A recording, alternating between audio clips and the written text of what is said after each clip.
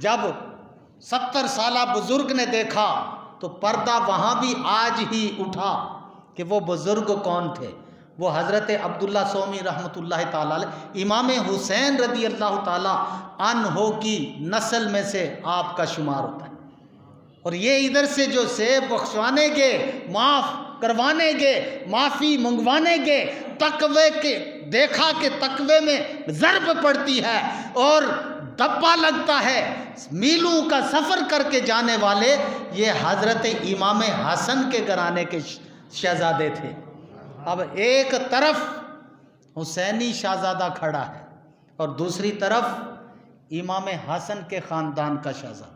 اور یاد رکھو، پلے باندھ لو، یہ دو خاندان حسنی اور حسینی سادات یہ تب سے ہیں، اب بھی ہیں، اور قیامت تک یہ لڑی جاری ہے. یہ ختم نہیں ہوں گے. جب یہ ختم ہوں تو سمجھو قیامت آ جائے گی. حدیث پاک ہے کہ یہ اٹھ جائیں گے تو قیامت برپا ہو جائے گی. اس واسطے کہ آل رسول جو ہے وہ دین اسلام پر صراط مستقیم پر چلنے کے لیے اللہ کے محبوب نے اسے ذریعہ قرار دیا کہ میری آل اور جو کتاب مجھ پر نازل ہوئی قرآن، جب تک میری امت اس کے ساتھ منسلک رہے گی، ان کے مطابق عمل پیرا ہوں گے، وہ گمراہ نہیں ہو سکتے. جب یہ نہیں ہوں گے تو پھر قیامت ہی آ جائے گی. حضرت عبداللہ سومی رحمۃ اللہ علیہ آپ پوچھتے ہیں، انہی کی بیٹی شہزادی جو تھی پھر حضرت ابو صالح کے عقد میں آئی، نکاح میں آئی، اور انہی سے پھر جو ہستی اور ذات پیدا ہوئی اسی کو غوث اعظم کا لقب ملا. اندازہ کریں ماں باپ اس طرح کیوں. جب تک مائیں ایسی تھی کہ جب آٹا گوندتی ہیں جتنے جھٹکے لگتے ہیں ہر جھٹکے میں بسم اللہ پڑھتی تھی.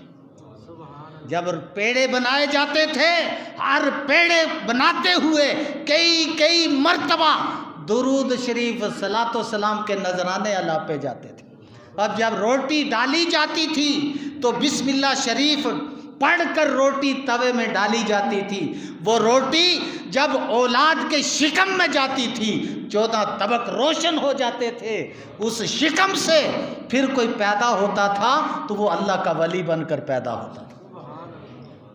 حضرت مجدد الفسانی رحمۃ اللہ علیہ ایک شخص آیا، حضور بیٹے کو آپ کے مکتب میں داخل کروانے ہیں، آپ اسے قبول کریں، قرآن کی تعلیم حافظ بنانا، لیکن اس کو حافظ بہت جلدی بنانا، 1 آدھ دن میں اس کو حفظ کروا دو.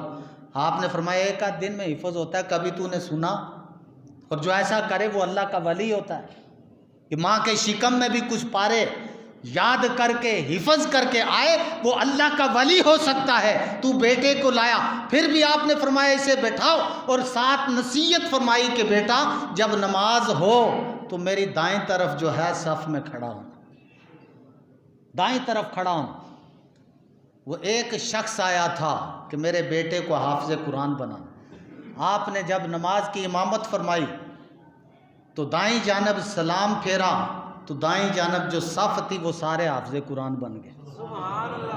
یہ مقام ویسے نہیں امام کی ٹانگیں کھینچنے سے نہیں ہوتا ہے. امام کی عزت، تقوی، پرہیزگاری اور امام کے نقش قدم پر چل کر جو بیان ہو، بیان کا مقصد کوئی میں پیسے نہیں مانگ رہا، یا کوئی بھی ہے وہ پیسے مانگ کر بیان نہیں کرتا ہے. بیان کا مقصد یہ کہ آپ کا بیڑا بھی پار ہو جائے. سمجھ آئی؟ یہ مقصد ہوتا ہے کسی بھی بیان کا، کسی بھی تبلیغ کا مقصد یہ. جس تبلیغ بیان میں لالچ ہو سمجھ لو کہ اس میں اثر نہیں.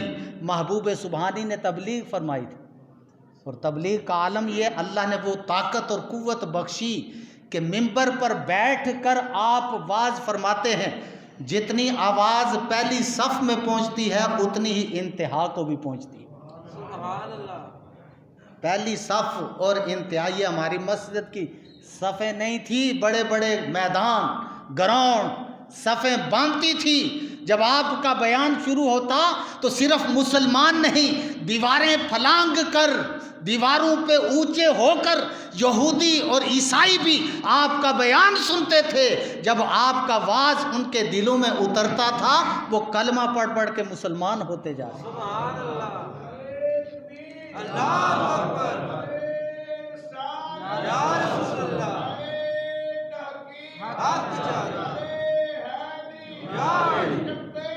لبیک لبیک یا رسول اللہ، لبیک لبیک لبیک، زندہ باد زندہ، زندہ باد زندہ، زندہ باد ماشاء اللہ۔ تو کہنے کا مقصد یہ کہ عمل سے دنیا بنتی ہے، جنت بھی جہنم بھی، ورنہ یہ خاکی اپنی فطرت میں نہ نوری ہے نہ ناری ہے۔ تھوڑا سا عمل ہو، تھوڑا سا مسئلہ ہو، اس پر عمل ہو جائے، بہت سی کتابیں اٹھانے والے سے بے عمل آدمی سے وہ کہیں زیادہ بہتر ایک مسئلے پر عمل کرنے والا، ایسا عامل بہتر ہے۔ اور پھر حضور غوث پاک رضی اللہ تعالیٰ ابو صالح گئے، آدھا سیب معاف کر دو۔ حضرت عبداللہ سومی رحمۃ اللہ علیہ جب نگاہ ڈالی جوان پر تو سمجھ گئے آنے والا ایرا غیرہ نتھو خیرہ نہیں، یہ شاہین، یہ ستارہ آیا ہے تو اب جانے نہ پائے۔ فرمایا کہ سیب آدھا تو معاف کر دوں گا لیکن شرطیں دو ہیں۔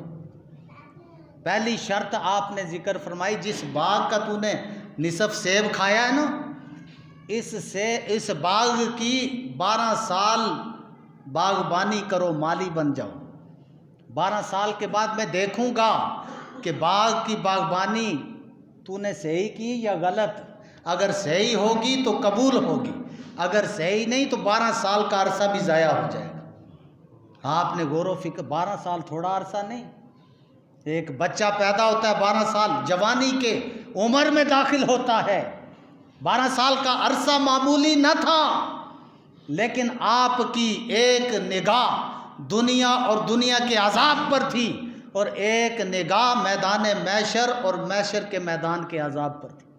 اور حدیث پاک یہ ہے کہ آج کا بڑا سے بڑا عذاب دنیا کے اندر برداشت کر لینا، میدان محشر کے عذابوں میں سوئی کی نوک کے برابر جو عذاب ہوگا وہ اس بڑے عذاب سے بھی سخت ہوگا۔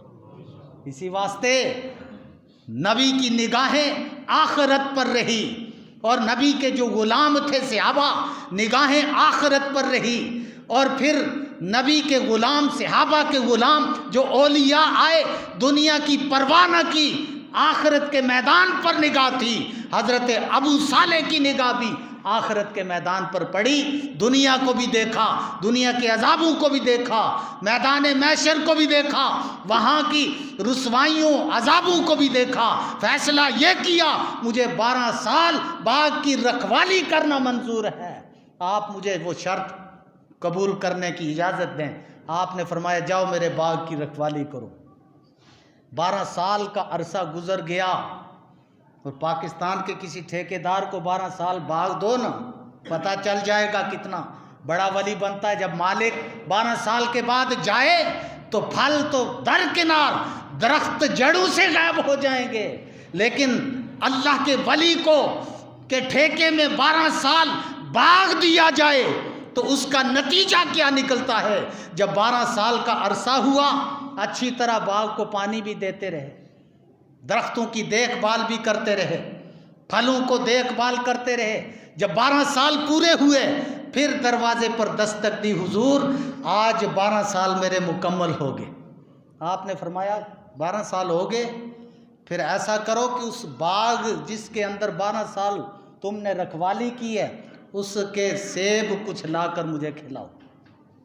آپ نے سیب توڑا، دوسرا تیسرا ٹوکری میں رکھتے گئے، ہر درخت سے سیب توڑے، حضرت عبداللہ سومی رحمۃ اللہ علیہ کی بارگاہ میں پیش کیے، حضور قبول فرمائیے۔ آپ نے ایک سیب اٹھایا، جب اسے چکھا وہ گسیلا تھا، دوسرا اٹھایا وہ کھٹا تھا، تیسرا اٹھایا اس کا ذائقہ کچھ اور تھا۔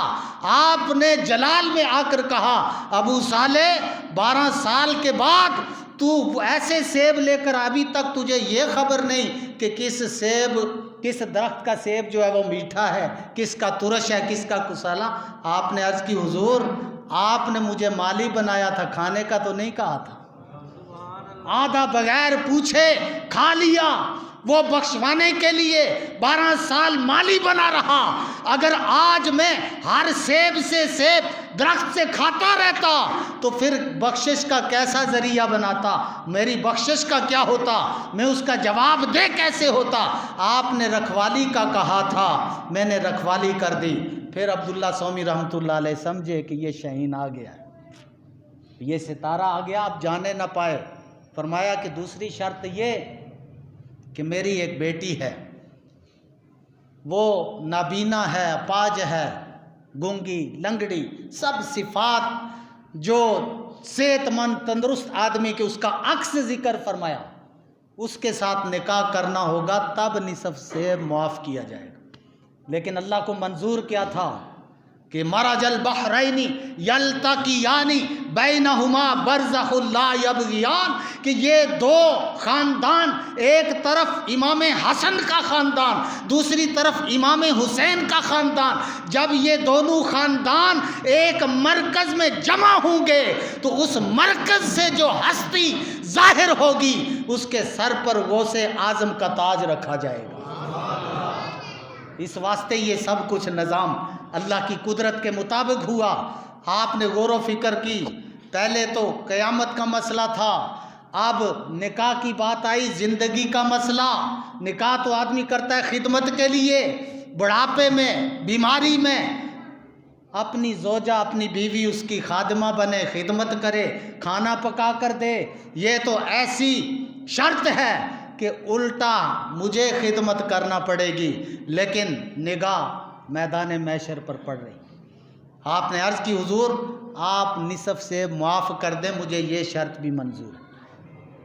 لیکن نہ وہ شہزادی نہ نبینا ہے، نہ لنگڑی ہے، نہ بیری ہے، نہ گونگی ہے، صحیح سلامت ایسی شہزادی کہ جس کے بطن سے اللہ نے الشیخ سید عبد القادر جیلانی رضی اللہ تعالی عنہ کو پیدا فرمایا۔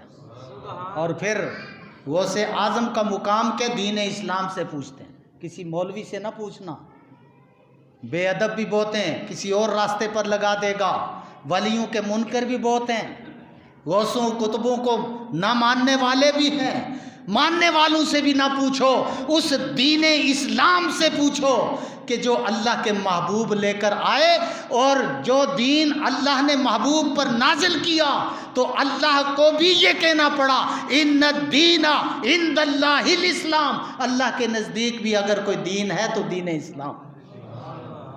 پھر محبوب سبحانی پیدا ہوئے، بچپنے سے جوانی آئی، لڑکپن آیا، وہ وقت آیا کہ آپ سفر میں ہیں، سفر کرنے کے قابل ہوئے، کہیں جا رہے راستے میں ایک بزرگ کو دیکھا، سفید ریش، انوار